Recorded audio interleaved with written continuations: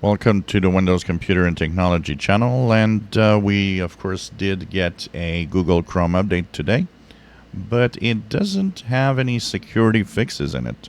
So it seems they didn't have any bugs for security that they found, or they just are still working on some of the fixes of maybe what they know.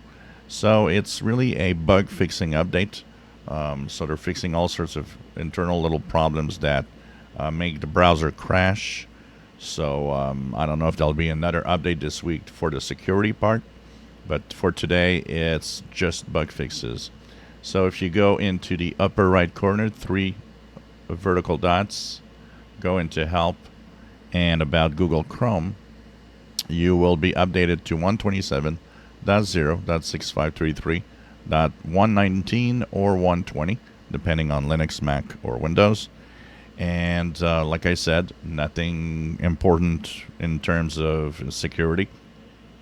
If you've had some crashes, some freezes, some problems in some ways, it does fix quite a few little things, because I went down to the very long list of blog post messages on the log of Google Chrome, which is always mysterious to go through and navigate.